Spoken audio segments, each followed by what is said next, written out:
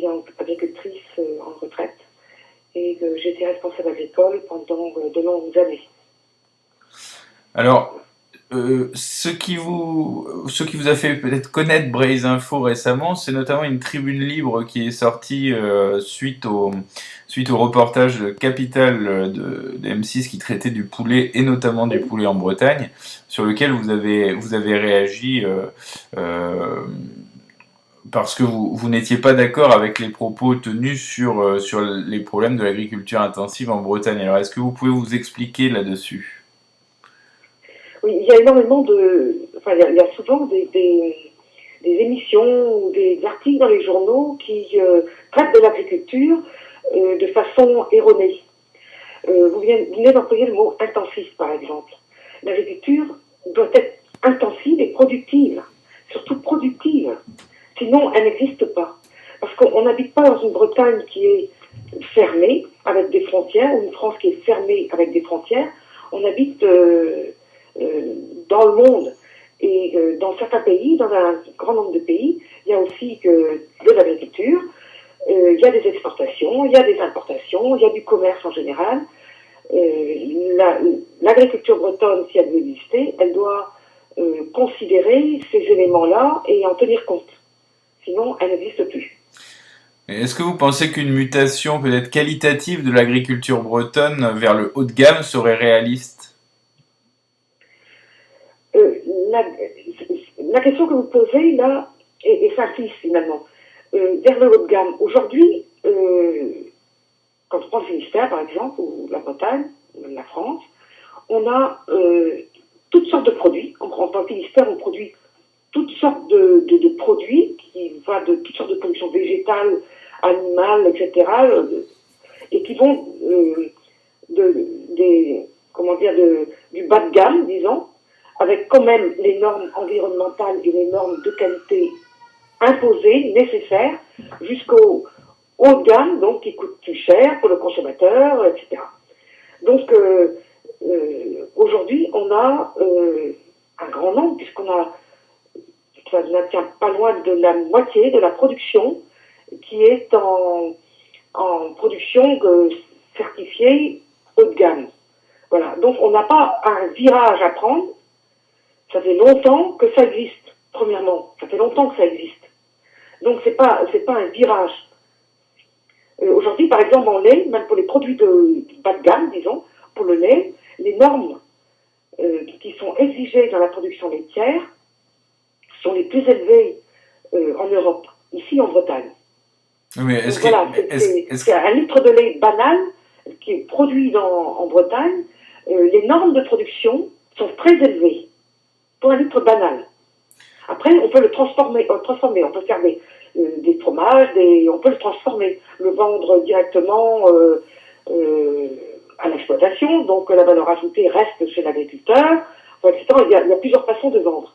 Mais est-ce que ces normes ne sont pas non plus rédigées par des personnes qui sont un peu déconnectées du terrain et qui sont surtout aux ordres de certains lobbies? Donc, est-ce que ça ne dévalorise Ce pas sont ces des normes normes? européennes. Oui, Ce oui. sont des normes européennes qui ne sont pas toujours suivies dans un certain nombre de pays européens. Donc, on ne peut absolument pas dire que ce sont des gens déconnectés du terrain. Non, on peut pas dire ça. On peut pas dire ça parce que c'est comme dire que les lois qu'on fait dans un pays, sont déconnectées du terrain aussi. Euh, je vous prends un exemple sur l'agriculture, par exemple, quand vous allez dans un rayon de supermarché, alors on parlera du consommateur après, mais quand vous allez dans un rayon de supermarché, vous allez prendre certains fruits ou certains légumes. En quelques jours, ils vont changer de couleur, ils vont ramollir, ils vont plus du tout avoir la même qualité nutritive, ce que ne font Voilà. pas. Et bien c'est ça le problème justement. C'est là quel est le problème. Quand un agriculteur produit, c'est un produit, je prends une production légumière par exemple, dans le Finistère, il a énormément de normes à respecter. Et il les respecte, sinon, ça ne passe pas au niveau de sa coopérative. Déjà, c'est le premier barrage. Donc, ce sont des produits frais, enfin, etc. C'est des produits qui ont été produits d'une certaine façon, au niveau agronomique, au niveau des traitements, au niveau de tout ça. Donc, il y a tout ça. Ensuite, Et c'est là que le bas blesse, c'est que ces produits-là sont rachetés, donc sont parfois transformés, mais souvent en légumes, par exemple, sont achetés par la grande distribution et se retrouvent sur les étals. Mais là, par contre, il n'y a plus de problème là. Là, on peut laisser des poireaux, des autres choses, pendant 3-4 jours, c'est pas un problème. Alors évidemment, ils sont flétris. Ils n'ont plus la qualité qu'ils avaient en sortant du champ, ou qui a été imposée pour l'agriculteur. Quand on prend une viande, par exemple, elle est restée longtemps au frigo, et c'est là qu'elle perd sa qualité nutritive. Quand on achète un fromage, c'est pareil, il est resté au frigo, il a perdu son goût. Les tomates, c'est la même chose. Les tomates qui sortent des serres, de Savéole, de Picat-Saint-Paul, ont un goût, ont du goût. Mais une fois qu'elles sont passées dans les frigos, elles perdent leur goût. Et c'est là qu'il y a quelque chose à faire. C'est juste là qu'il y a quelque chose à faire. Est-ce que ce n'est pas... La grande distribution n'a pas les règles qu'ont les agriculteurs à tenir, qu'ont les coopératives et les agriculteurs à tenir. Donc ces problèmes de qualité viendraient, selon vous, de la grande distribution? Les problèmes, oui, c'est les problèmes de fraîcheur, les problèmes de perte de goût. C'est pas selon moi, c'est la réalité. C'est pas selon moi, c'est la réalité. Vous devriez faire votre enquête au niveau du producteur, de la coopérative, de la transformation et de la grande distribution. Allez demander l'autorisation de goûter les produits à chaque étape. Et vous verrez. Est-ce qu'il n'y a pas également un souci au niveau du consommateur, parce que c'est vrai que tous les sondages montrent que les Français, les Bretons veulent de la qualité, mais bien souvent ils ne sont pas prêts à mettre le prix pour cela. Non, ils ne sont pas prêts à mettre le prix. Une production bio coûte plus cher qu'une production non bio. C'est clair. Donc le prix doit être en conséquence. Sinon, c'est pas la peine. Les personnes qui vont, de plus en plus de gens vont acheter dans des marchés, des marchés de producteurs locaux. Donc c'est très bien. Et au contraire, plus il y en aura, mieux ça sera. Mais c'est plus cher aussi, parce que le producteur qui est là, qui a fait son travail le matin, ou l'après-midi, le marché et le matin, mettons, il a rien que son temps qu'il passe là à vendre, ce n'est pas du temps sur l'exploitation. Ce temps-là doit être payé. Donc le produit doit être plus cher. C'est normal. Mais pour les gens, la plupart des gens, la grande distribution est organisée à recevoir le plus grand nombre de gens qui ont aussi une demande de qualité. C'est normal. Et à ce niveau-là, ils doivent avoir de la qualité dans la grande distribution. Et ça, on n'a pas toujours au niveau de la fraîcheur et au niveau du goût. Mais c'est vrai que les gens en général, ne comprennent pas toutes ces choses-là. Donc, ils disent, les produits agricoles, bretons, ils sont mauvais. Et ils disent, on voudrait des produits de qualité. Ils ne sont pas du tout prêts à les payer plus cher, au même prix, évidemment. Évidemment, c'est au même prix, quoi. Et voilà, ils n'ont pas toujours le même... ils n'ont pas forcément le temps non plus d'aller acheter des produits à une exploitation ou sur les marchés qui ne sont pas tous les jours. Et donc, voilà, voilà, ça se passe comme ça, quoi. Mais vous avez parlé tout à l'heure du fait que l'agriculture était forcément intensive, puisqu'il fallait nourrir, qu'il y avait une concurrence avec plusieurs pays et qu'il y avait un territoire de plus en plus grand à nourrir. Mais est-ce que vous ne pensez justement pas que la mondialisation a atteint ses limites aujourd'hui et que on tend de plus en plus vers une agriculture régionale plutôt que la volonté d'une agriculture mondiale? D'abord, j'ai dit que l'agriculture devait être productive et intensive, c'était au niveau de l'agriculteur. L'agriculteur, il doit optimiser son outil de production.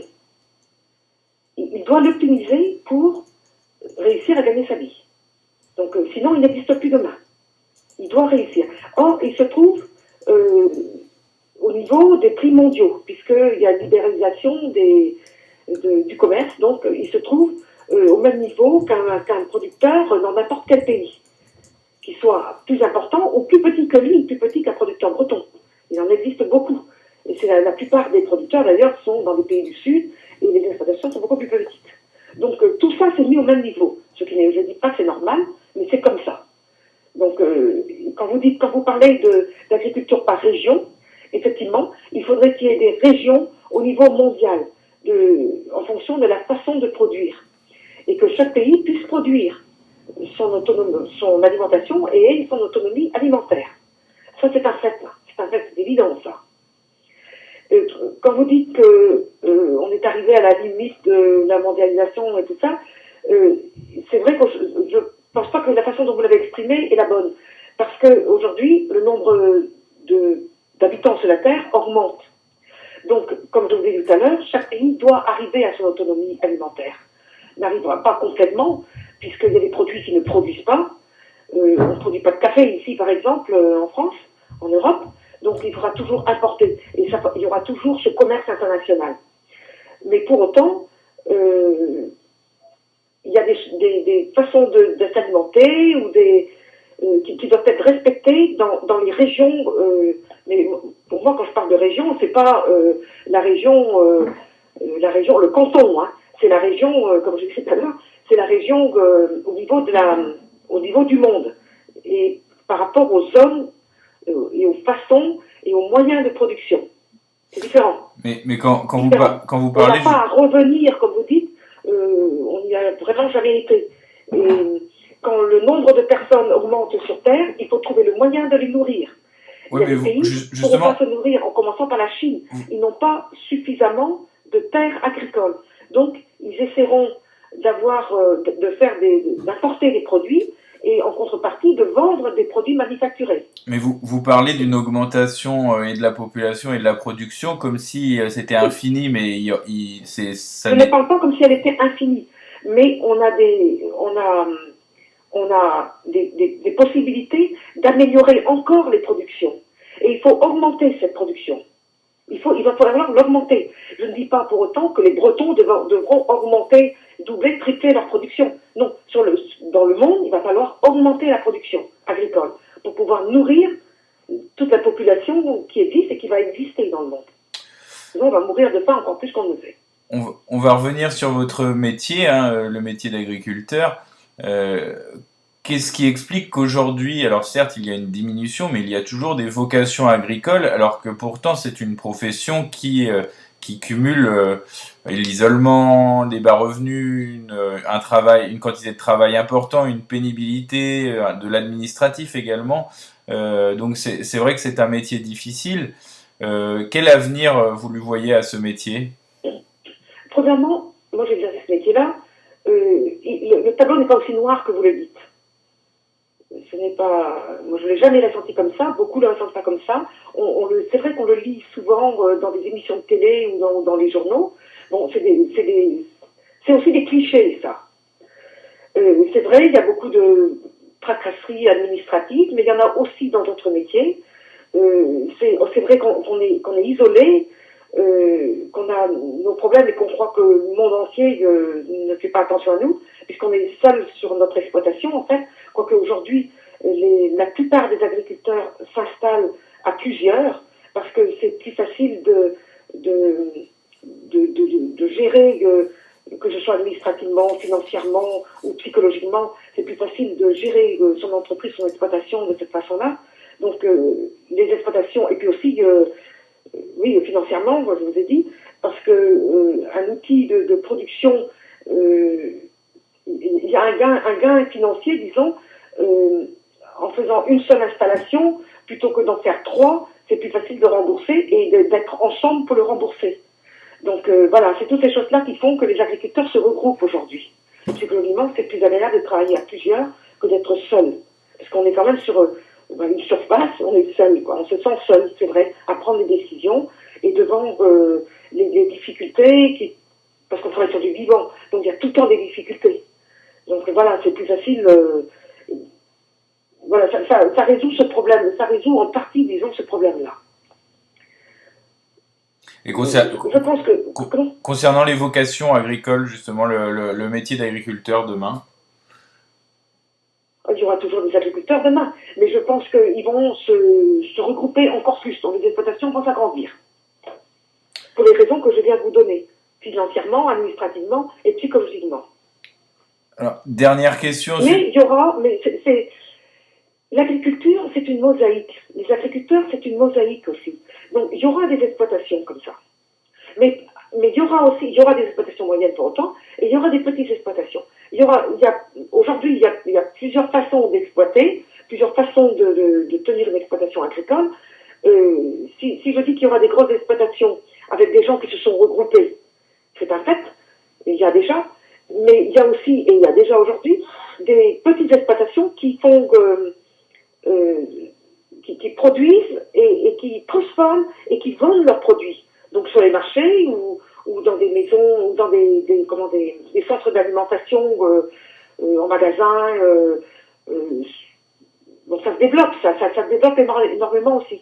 Donc c'est une autre façon de faire qui est aussi à encourager et qui permet à un certain nombre d'agriculteurs de s'installer, peut-être au début avec moins d'investissement, et de se développer dans la transformation. L'investissement étant à ce moment-là la transformation du produit.